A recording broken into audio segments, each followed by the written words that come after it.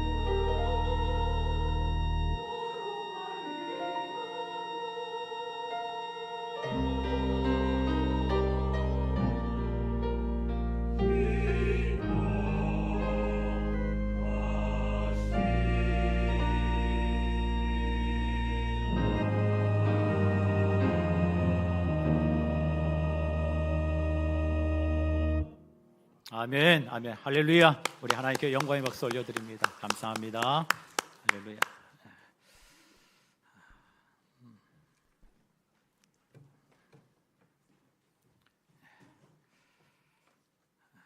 한번 기도하겠습니다. 사랑의 아버지 하나님 감사합니다. 하나님 감사합니다. 하나님이 기뻐하실 줄 믿습니다.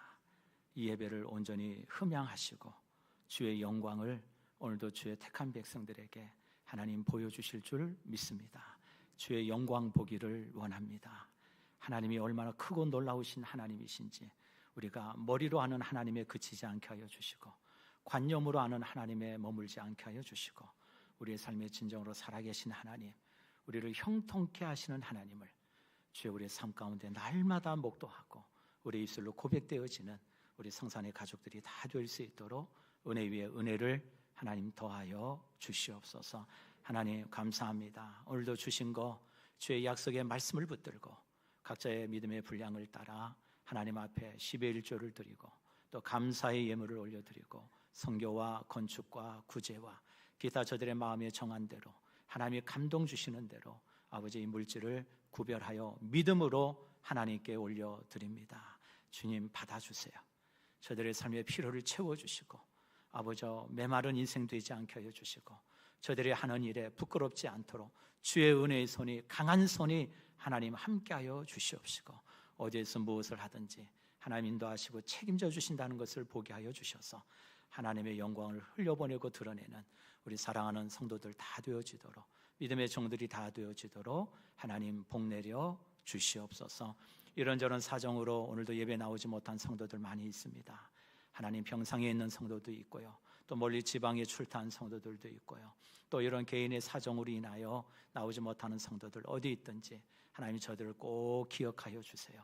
하나님 돌보아 주시길 원합니다. 임마누엘이 되신 아버지요, 주여 저들의 하나님이 되어 주시옵시고 어디든지 예배하는 삶을 살아낼 수 있도록 하나님 주의 긍휼로 자비로 저들의 삶을 인도해 주시기를 원합니다. 아버지 오늘도 주의 말씀 듣습니다. 부족한 종의 입술을 붙잡아 주세요. 교만한 입술 되지 않게 하여 주시고 지식을 자랑하는 입술 되지 않게 하여 주시고 오로지 복음에 붙들리게 하시고 말씀을 전하는 자나 듣는 자나 한 성령 안에서 깨닫게 하시고 알게 하시는 주의 음성 듣게 하여 주시고 하나님의 말씀을 붙들고 그 말씀을 사랑하는 믿음이 더 커지는 귀한 말씀이 되어지도록 은혜 내려 주시옵소서. 모든 것 주께 감사드리며 살아계신 주 예수 이름 받들어 간절히 기도드립니다. 아멘, 아멘, 아멘. 할렐루야, 아멘. 잘 오셨습니다. 네, 잘 오셨어요. 한 주간 별거 없으셨죠? 네, 고맙습니다. 참 이렇게 제가 새벽에 와서 이렇게 말씀을 증거하고 준비하다 보면 문득 이렇게 생각나는 분들이 있어요. 왜 그런지 모르겠어요. 예. 이렇게 딱 말씀을 하다 보면 또 오늘 또 누가 딱 떠오르고 또 누가 딱 떠오르고 그럴 때마다 하나님이 기도하라고 하나 보다. 그분들의 마음속에 뭔가 또 답답함이 있나 뭐 그런 생각들을 제가 하게 돼요. 여러분, 제가 이 말씀 드리는 그거예요. 목사에게 잘 보여라. 그러면 내가 새벽에도 생각한다. 이런 게 아니라 그런 얘기가 아니라 여러분, 항상 어디 있든지 뭘 하든지 주님의 마음과 생각에 항상 기억되고 떠오르는 우리 성도들 되시길 간절히 축복합니다. 예, 그러시면 돼요. 그러면 그 하나님이 인도해 가십니다. 이제 예수님의 12제자의 이야기 스토리가 이제 마무리되어져 갑니다. 오늘 11번째, 주님의 손에 붙들린 인생이 어떤 인생인가, 주님을 만난 인생은 그의 삶 가운데 어떤 변화가 나타나는가, 오늘 예수님의 12제자를 통해서 우리가 좀 알아보고 있습니다. 오늘 예수님의 그 제자들이 복음서에 12명의 제자들을 기록한 그 이름의 순서대로 지금 하나씩 알아보고 있습니다. 오늘 11번째 누구냐면 오늘 성경에 저와 여러분 읽은 셀롯이라고 하는 시몬, 가나나인이라고 하는 누구요? 시몬이라는 사람이에요. 오늘 저와 여러분이 읽은 이 누가복음과 사도행전 둘 다 저자가 같아요. 그러다 보니까 이 시몬을 똑같이 부를 수밖에 없죠. 똑같은 사람이니까. 누가복음도 누가가 기록했고 사도행전도 누가가 기록하다 보니까 이 시몬을 셀롯이라고 하는 시몬이라고 이렇게 기록해놨습니다. 또 다른 복음서인 마태복음과 마가복음에는 가다나인 시몬 이렇게 기록해놨어요. 근데 둘 다 의미는 같아요. 차이는 언어의 차이일 뿐이에요. 셀롯은 헬라어고 가나나인이라는 뜻은 아람어예요. 뜻의 이름은 열정이 있는 사람, 열심이 있는 사람 이런 뜻이에요. 저 여러분 읽은 누가복음 6장에도 보면 여러분 누가 15장을 보시면 마테와 도마와 알피의 아들 야고보와 셀롯이라고 하는 누구요? 시몬이 나오죠. 여러분 주석 성경을 다 갖고 계실 텐데 여기 보면 각주가 달려 있죠. 그렇죠? 셀롯 해놓고 번호를 1 써놨죠. 그리고 뭐라고 이렇게 놨나요? 뭐라고 써 있어요? 열심당원 이렇게 써 있죠. 열심당원. 예, 열심당원이에요. 열심이 있는 사람이었어요. 여러분이 시몬이라는 사람에 대해서 설교를 준비하면서도요 아주 괴롭습니다.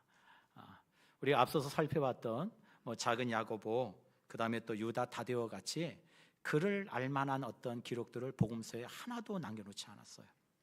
그러다 보니까 유일하게 그를 알 수 있는 단어가 있다면 오늘 저와 여러분이 읽은 셀롯이라고 하는 이름 앞에 붙여진 이 단어예요. 이게 유일한 단서예요. 그의 이름은 시몬이었는데 그의 시몬 앞에 뭐가 붙어 있어요? 셀롯이라고 하는 이 단어 하나. 셀롯. 이 셀롯이 어떤 뜻이라고요? 열심당원, 열심 있는 사람, 열정을 품은 사람 이런 뜻이에요. 또 셀롯의 의미에는 이런 뜻도 있습니다. 칼을 가슴에 품은 사람 이런 뜻도 있어요. 칼을 가슴에 품은 사람. 예수님 당시에는 유대는 4개의 종파, 기독교 종파가 있었다고 볼 수 있어요. 분파라고 할 수 있겠죠. 종교로 하고 좀 그렇지만 사상이 좀 다른 분파가 있었는데 하나는 바리새파, 하나는 사두개파, 하나는 에세네파, 하나는 셀롯이라고 하는 열심당원들 이렇게 4개의 분파가 예수님 당시에 있었어요. 나머지는 여러분 좀 참고로 아시고 열심당원이 어떻게 세워졌는지 유래를 한번 잠깐 살펴보고 가겠습니다. 여러분 BC 167년 그러니까 지금부터 약 2200여 년 전에 남유다 이스라엘에 아주 혼란스러운 역사적 어떤 변환점이 중지점이 하나 일어나게 됩니다. 그게 뭐냐? 시리아의 안티오쿠스 에피파네스 4세라고 하는 이 잔혹한 왕이 있었는데 이 왕이 자신의 군대를 이끌고 시리아 군대죠. 군대를 이끌고 와서 남유다 이스라엘을 점령해 버립니다. 점령하면서 어떤 일을 벌이느냐? 이 성전에 들어가가지고 유대인들이 가장 좀 부정하게 여기는 돼지를 잡아다가 그 돼지의 피를 막 성전에다 뿌려버립니다. 여러분 얼마나 치욕스럽겠어. 이스라엘 백성들에게 성전은 어떤 상징인지 여러분 다 알고 계시잖아요. 근데 거기다가 막 돼지 피를 뿌려버립니다. 그리고 사람들 잡아다가 죽일 뿐만 아니라 이스라엘 백성들이 반드시 지켜야 되는 것 중에 안식일을 폐해버립니다. 그리고 할례를 못하게 만들어요. 그러니까 무슨 얘기예요? 이 얘기 두 개인즉슨 남유다의 정체성을 말살해버리는 그런 정책을 벌입니다. 그러니 남유다의 많은 이 백성들이 그 잔혹한 탄압 앞에서 여러분 몸부림치죠. 이걸 도대체 어떻게 해야 되나? 힘으로는 이길 수 없어요. 그때 이 제사장에 가장 나이가 많았던 사람이 있었는데 그 사람의 이름이 뭐냐면은 마띠디아라고 하는 제사장이 있었습니다. 이 마띠디아가 도저히 안 되겠다.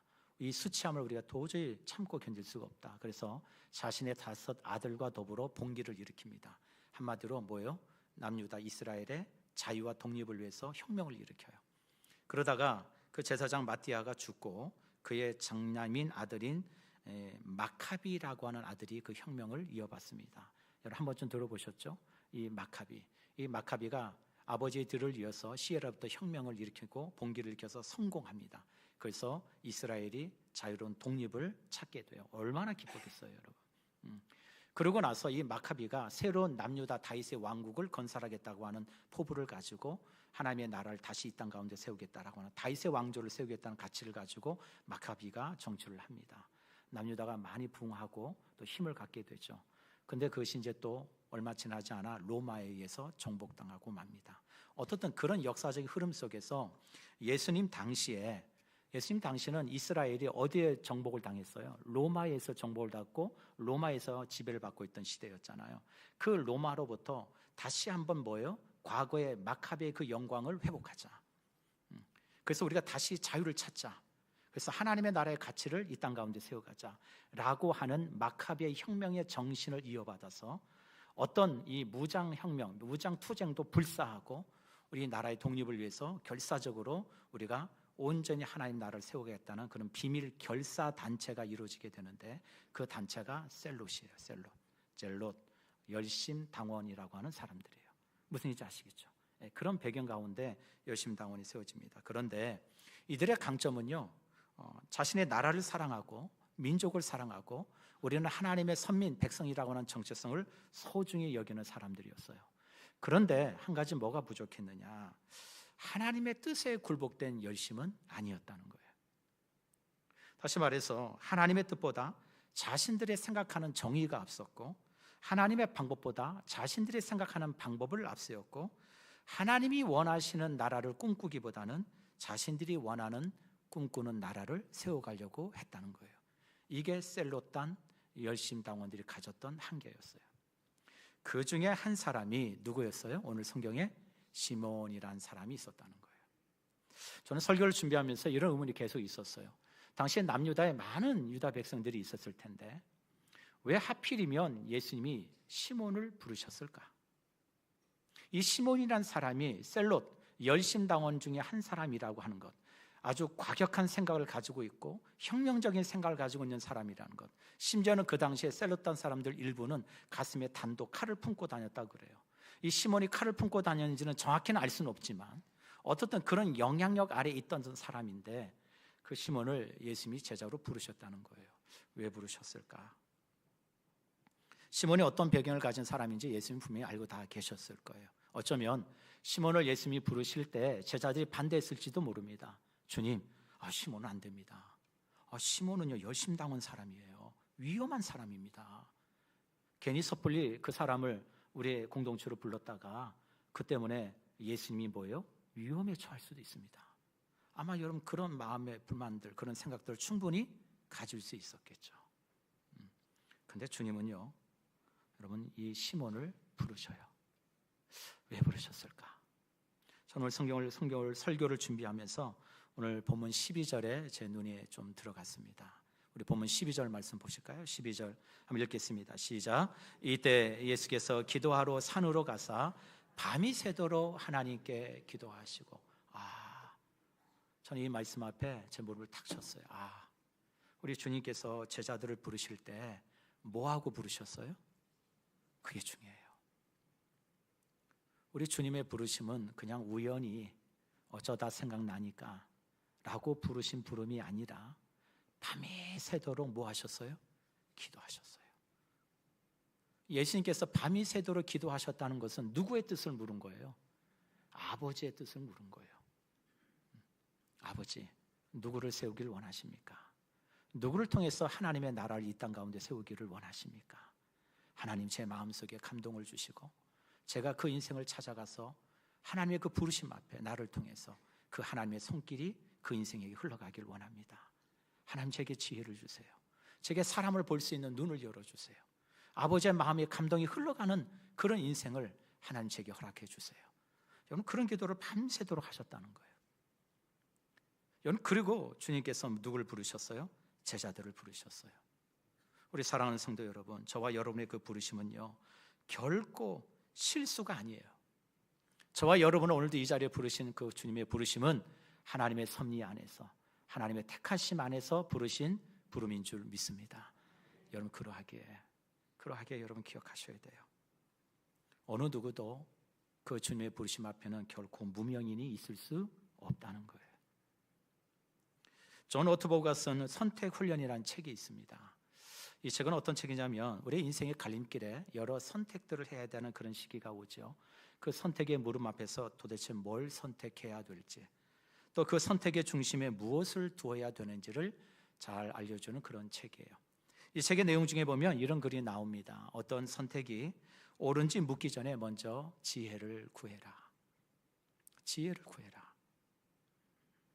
그러면서 잘못된 마음으로 옳은 문으로 들어가는 것보다 옳은 마음으로 잘못된 문에 들어가는 것이 더 낫다. 저는 이 말씀이 너무 마음에 와닿는 거예요.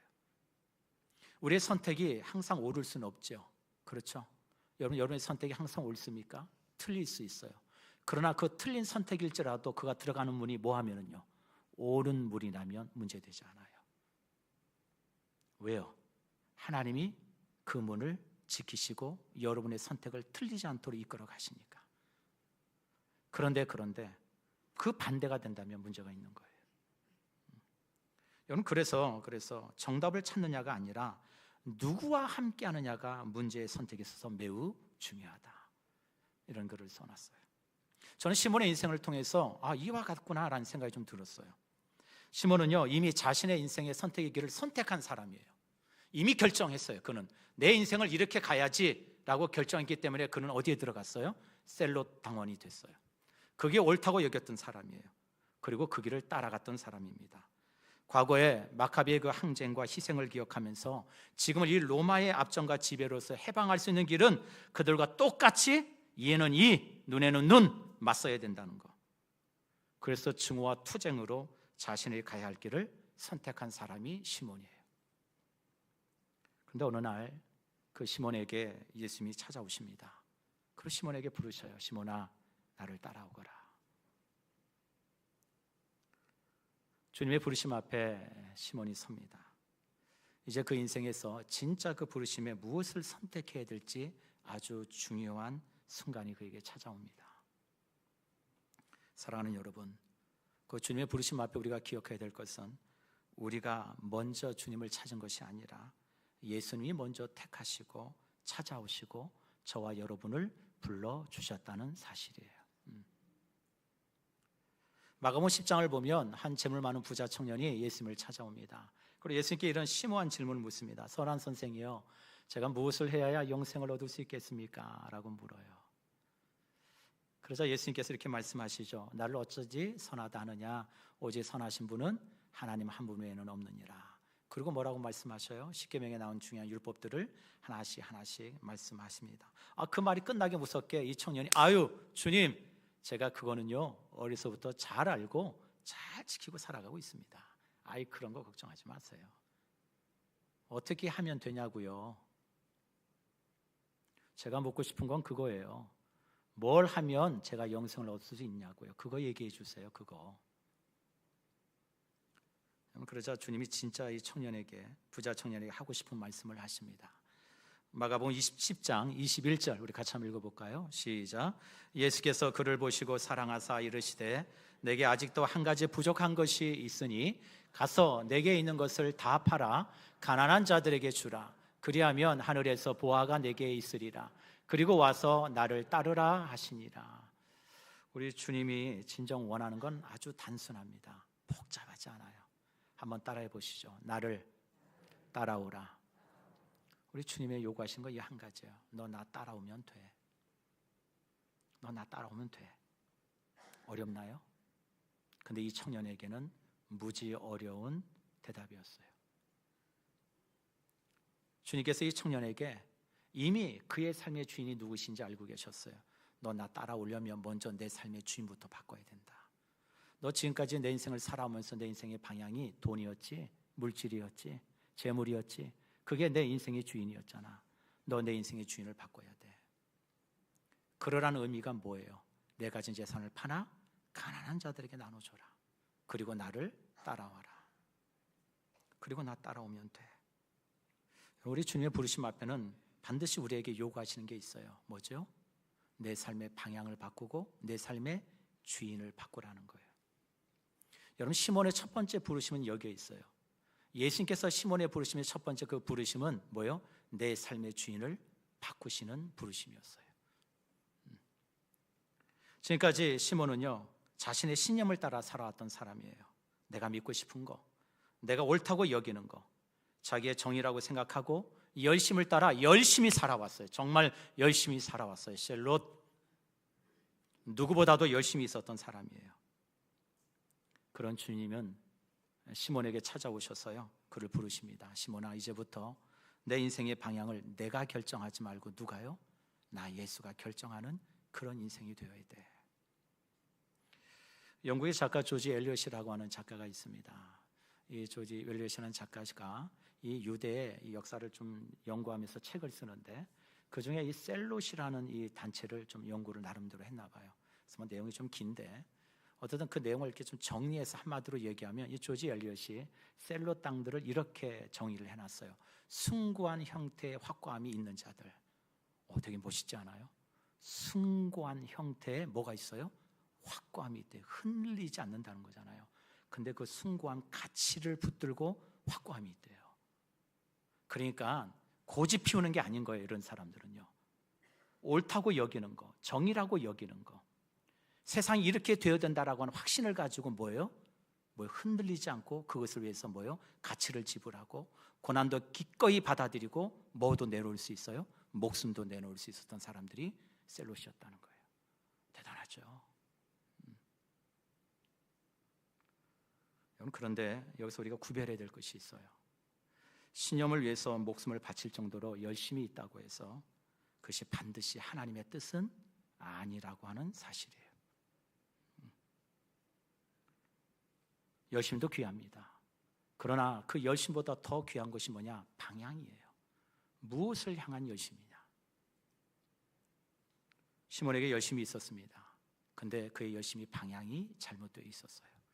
주님은 시몬에게 지금 말씀하셔요. 너 민족을 향했던 그 열심을 하나님을 향한 열심으로 바꾸지 않을래? 사람과 싸우던 그 열심을 이제는 복음을 위해서 싸우는 인생 되지 않을래? 그 열심의 방향을 네가 결정하지 말고 누가 결정하도록 나 예수가 결정하는 그런 인생이 되거라. 그게 시몬의 부르심이었어요. 여러분, 신약 성경의 사도 중에 정말 열심으로 탁월한 사람이 있다면 사도 바울일 겁니다. 사도 바울처럼 남다른 열심을 가졌던 인생이 어디 있어요? 자신의 모든 걸 다 내려놓고 배설물로 여기고 뭐예요? 오로지 그리스도 예수 안에서 발견되어지고 그 가치를 가장 고상한 것으로 받아들이면서 자신의 과거의 모든 것들을 다 내려놓을 수 있었던 사람. 결코 쉽지 않습니다. 사도 바울이 빌보 교인들에게 이렇게 소개합니다. 열심으로는 교회를 박해하고 율법의 흠으로는 의로는 나는 흠이 없는 사람이야. 야, 어떻게 이렇게 자신 있게 얘기합니까? 저 목사인 저도 여러분 앞에서 저 말씀대로 하나도 틀리지 없이 살아갑니다. 이렇게 말 못해요. 근데 사도 바울은요, 빌보 교인들에게 뭐라고 얘기해요? 율법의 의로는 흠이 없는 사람이다. 완벽해요. 그런 사도 바울이요, 과거의 역사에 뒤돌아보면 참 그도요, 하나님을 향한 열심이라고 생각했던 그 열심의 방향이 잘못되었다는 것을 깨닫게 돼요. 어떻게 해요? 다메섹 도상에서 부활하신 예수님을 만남으로 인해서 나의 가진 이 하나님을 향한 열심이 뭐가요?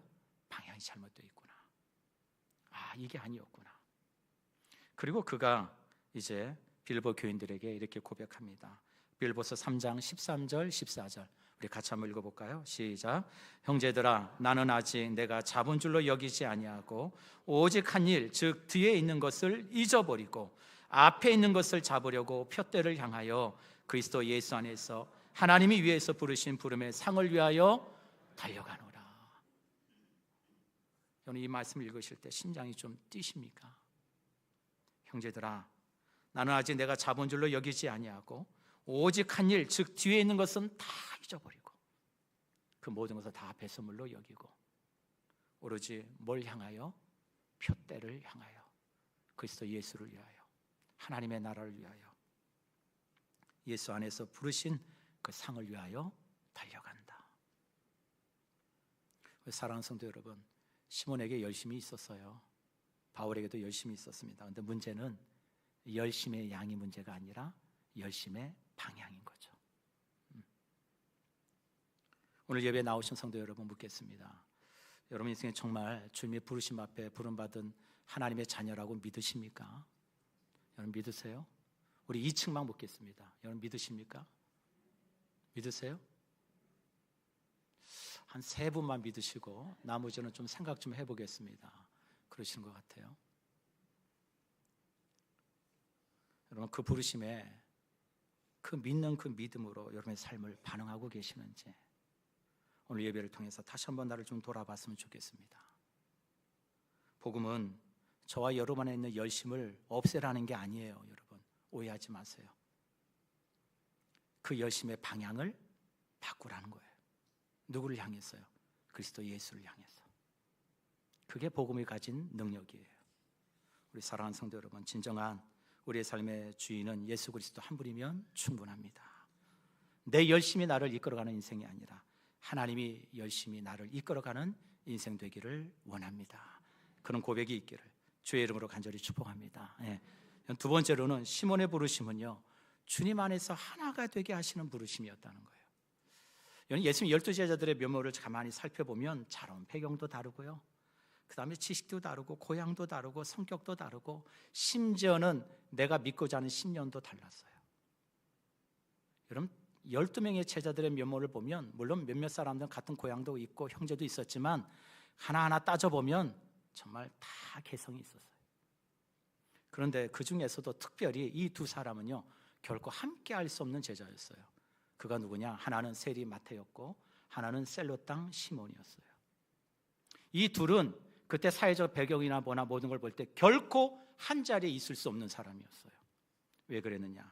세리 마태는 로마의 정부에 앞세워서 세금을 징수하며 로마의 정부를 따르는 사람들이 세리였어요. 근데 반면에요, 여러분, 시몬은 어떤 사람이에요? 로마의 지배를 거부하고 그 지배로부터 벗어나려고 하는 사람들이 셀롯이었어요. 다르죠. 여러분, 만약에 시몬이 마태를 봤다면 이렇게 보지 않겠어? 아우, 저 민족의 배신자, 저 나라를 팔아먹은 매국노 같은 놈, 어떻게 자기 민족의 등을 쳐먹어? 여러분, 이런 시각으로 세리 마태를 보지 않았겠어요? 여러분, 세리 마태는 셀롯을 어떻게 봤을까요? 셀롯인 시몬을요, 아우, 위험한 사람, 아우, 위험해. 사람이 어떻게 저렇게 과격해? 어떻게 생각하는 게 저렇게 폭력적이야? 언제 터질지 모르는 시한폭탄 같은 저런 사람, 어떻게 저런 사람이 우리랑 같이 다니지? 여러분, 그런 생각 들지 않았을까요?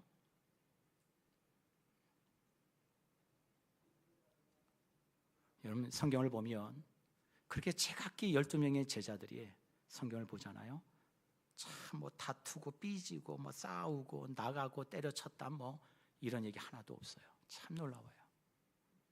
단 하나, 한 가지 그들이 다퉜던 일이 있었다면 예수님께서 예루살렘 올라가실 때 마지막 세 번째로 그의 순환고지를 말씀하시고 나서 제자들이 뭐예요? 누가 크냐 작냐 라는 것을 다투는 일이 있었을 뿐이에요. LA 가면요 노턴 사이먼 미술관이라는 게 있습니다. 뭐 가보진 않았지만 책을 보니까 한 이야기가 나와요. 노턴 사이먼 미술관에 가면 좀 이렇게 입구에 이게 사람 이렇게 조각상이 이렇게 두 가지가 있대요. 아마 그 조각상이 서로 다른가 보죠. 사람들이 들으면서 와 멋있다, 와 어떻게 저렇게 멋있게 조각을 했지? 사람들이 감탄할 거 아니에요. 그런데 이제 이 박물관의 한 관리자가 와가지고 저기요 잠시만요. 네, 저 조각상들 보이시죠? 네, 한번 차이점을 한번 발견해 보세요. 이렇게 물어요. 그러니까 사람들이 차이점이요? 벌써 인종이 다른데요? 성별이 다른데요? 코 모양도 달라요. 입 모양도 달라요.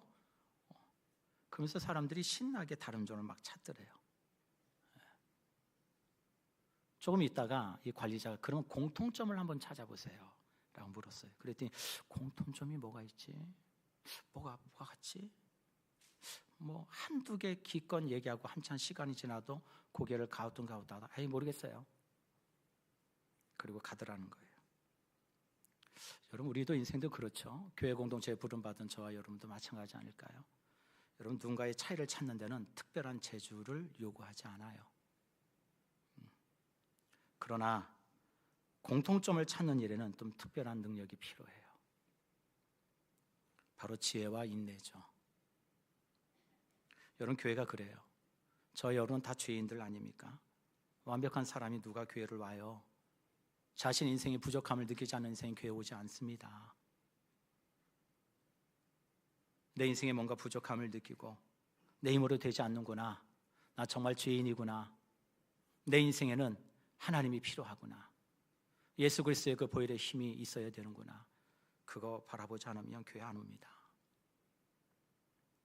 여러분, 그래서 교회 안에서 우리가 가져야 될 시선은요, 저 사람과 나랑 같은 게 뭐가 있지? 뭐가 같지? 이걸 바라보기보다는 저 사람도 나처럼 그리스도의 은혜가 필요한 죄인이구나 라고 하는 긍휼과 포용의 마음이 있어야 돼요. 에베소서 2장 13절 18절 우리 한번 좀 길지만 우리 같이 한번 읽어볼까요? 에베소서 2장 13, 18절입니다. 시작. 이제는 전에 멀리 있던 너희가 그리스도 예수 안에서 그리스도의 피로 가까워졌느니라. 그는 우리의 화평이신지라. 둘로 하나를 만드사 원수된 것 중간에 막힌 담을 자기 육체로 하시고 법조문으로 된 계명의 율법을 폐하셨으니 이는 이 둘로 자기 안에서 한 세 사람을 지어 화평하게 하시고 또 십자가로 이 둘을 한 몸으로 하나님과 화목하게 하려 하십니다. 원수된 것을 십자가로 소멸하시고 또 오셔서 먼데 있는 너희에게 평안을 전하시고 가까운 데 있는 자들에게 평안을 전하셨으니 이는 그로 말미암아 우리들이 한 성령 안에서 아버지께 나아감을 얻게 하려 하심이니라. 아멘. 여러분 다른 거 다 기억 못해도 이 두 절만 좀 기억하셨으면 좋겠어요. 13절 14절입니다. 다시 한번 띄워주실래요? 이제는 전에 멀리 있던 너희가, 하나님 밖에 있던, 예수 밖에 있던 너희가 예수 그리스도의 피로 어떻게 해요? 가까워졌느니라. 그리고 그 다음 절 14절에 그는 우리의 뭐예요? 화평인지라. 둘로 하나를 만드사 원수된 것 곧 중간에 막힌 담을 자기 육회로 허무셨다. 이 말씀의 가장 중요한 건 화평이에요. 하나님께서 그리스도 예수의 피를 통하여 저와 여러분이 하나님과 그 관계에 막혀있던 담, 화평하지 못했던 그 관계가 예수 그리스도의 피로 뭐예요? 화평케 되어진 길을 열어놓으셨어요. 그래서 갈라디아서 말씀에 보면 그 하나님을 아바 아버지라 부르짖느니라. 하나님을 아버지라 부르짖을 수 있는 특권을 주셨어요. 그러하기에 그 피로 말미암아 하나님이 우리 사이에 막혀진 그 담을 허무셨던 그 화평이 되신 예수 그리스도의 은혜가 저와 여러분 안에 있다고 믿는다면 저와 여러분의 삶도 어디로 나가야 돼요? 화평으로 나가야 되는 거예요. 그게 부르심이에요.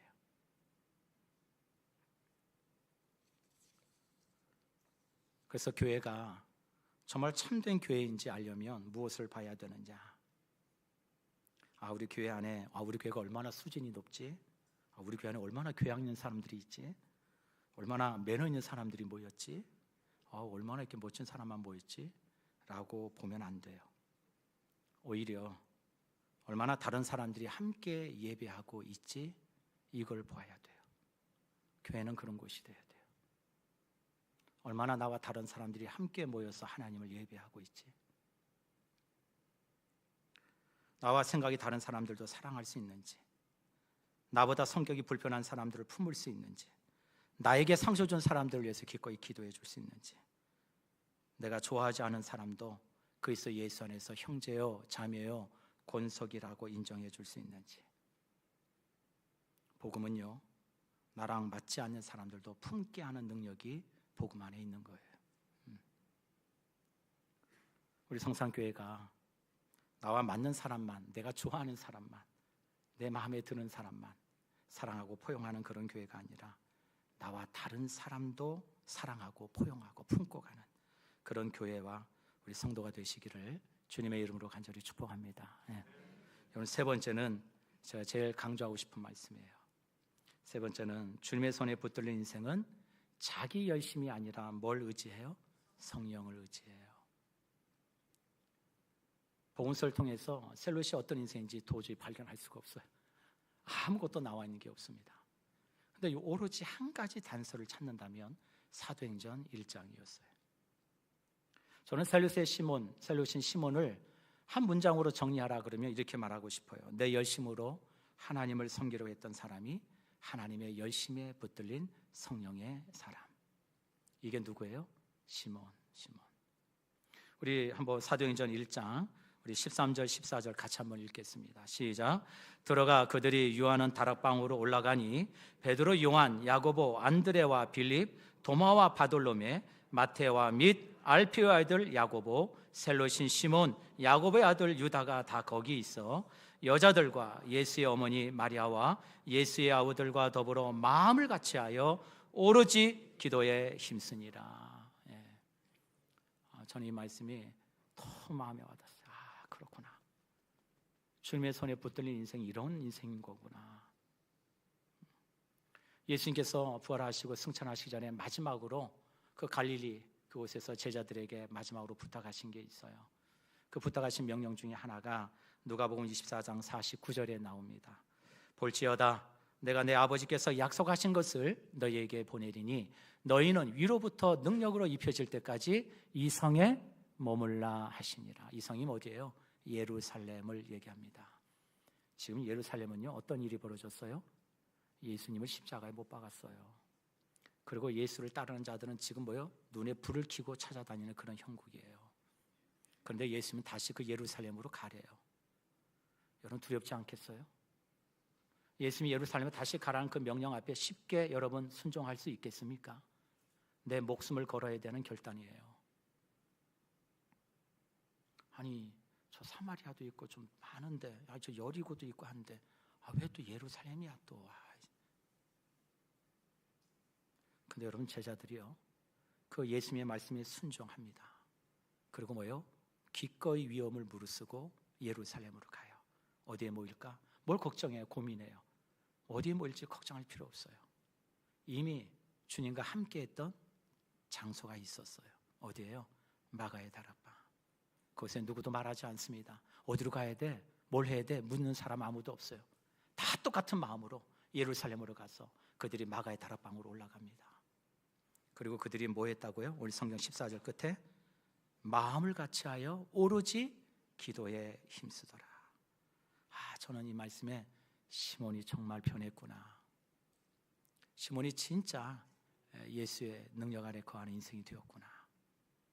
오늘 성경 말씀에 보면 13절에 보면 그 마가의 다락방에서 모였던 사람들 14절까지 누가 모였는지 구체적으로 이름을 언급하고 있습니다. 대부분의 이름들은 예수님의 제자들이죠. 가룟 유다를 뺀 11명의 제자들이에요. 거기 이름에 누구도 있어요? 셀롯이라는 시몬도 있어요.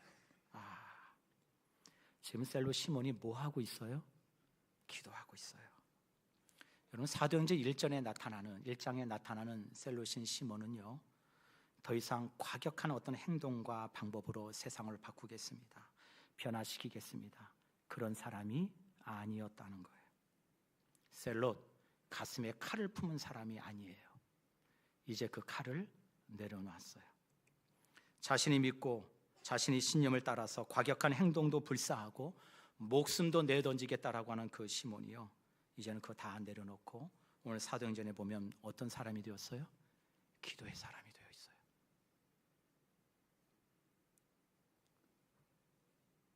내 방법을 내려놓습니다. 그리고 기도해요. 성령님을 의지합니다.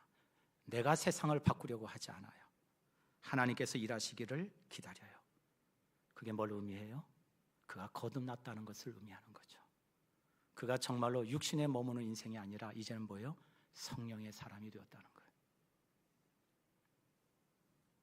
사랑하는 성도 여러분, 기도는요, 아무것도 하지 않는 게 아니에요. 기도를 왜 합니까? 기도는 내가 주인이 돼서 움직이는 것을 스탑, 그만하겠다는 거예요. 그리고 누가 하시도록요? 하나님이, 주님이 하시도록 맡기겠다는 내 믿음의 태도가 기도예요.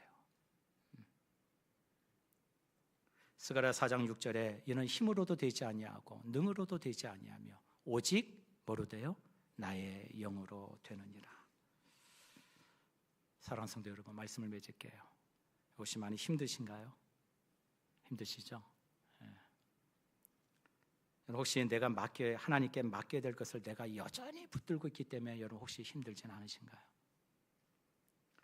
내가 해결하려고 하고, 내가 바꾸려고 하고, 내가 설득하려고 하고, 내가 판단하려고 하니까 여러분, 내가 쥔 칼을 좀 이제 내려놓으시고 주님의 약속의 말씀을 붙드는 그런 인생이 되시기를 주의 이름으로 간절히 축복합니다. 말씀을 붙드세요. 말씀을 붙들고 살아간다는 그 삶의 대표적인 표현이 뭐예요? 기도하는 거예요. 기도하는 거예요. 오로지 기도에 힘쓰니라. 성령께 맡기겠다는 거예요. 사랑하는 성도 여러분, 셀롯의 시몬의 설교를 준비하면서 참 제 자신을 많이 좀 돌아봤어요. 불평도 있었어요. 도대체 뭘 설교를 해야지? 이것도 상상할 수도 없고 참. 그런데 사도행전 1장의 13절 14절 말씀 통해서 이거구나. 주님에 붙들린다는 게 이런 거구나. 내가 예수를 따라간다는 것이 이런 거구나. 내가 쥐려고 했던 칼 내려놓고, 내가 가진 열심 내려놓고, 그 열심이 잘못되어 있다면 오로지 그리스도 예수 안에서 그 열심의 방향을 기꺼이 누가 결정하시도록? 주님이 결정하시도록 내어드리고, 내가 하나님의 말씀, 주의 말씀을 붙들고 사랑한다면 뭐 해야 돼요? 기도해야죠. 기도해야죠. 셀롯의 인생을 통해서 정말 주의 손에 붙들린 인생이 이런 인생이구나. 주님을 만나서 변화된다는 것이 정말 이런 것이구나. 그 인생을 통해서 다시 한번 저와 여러분 인생을 좀 돌아보시고 주님이 기뻐하시고 마음껏 쓰시는 우리 성산의 가족들이 다 되시기를 주의 이름으로 간절히 축원합니다. 네, 우리 기도합시다. 네. 오늘 말씀을 들으시고 여러분 각자의 마음속에 심령 속에 주의 음성이 분명히 들렸을 거라고 좀 믿습니다. 그 음성을 붙들고 하나님 제게 이런 은혜가 소멸되지 않게 해주세요. 하나님 주여 내 힘과 내 의지로 할 수 없습니다. 주님이 붙들어 주셔야 됩니다. 매일 일주일 절 삶을 돌아보건대 늘 다람쥐 쳇바퀴 같은 늘 일상 속에서 하나님 또 넘어지고 또 넘어지고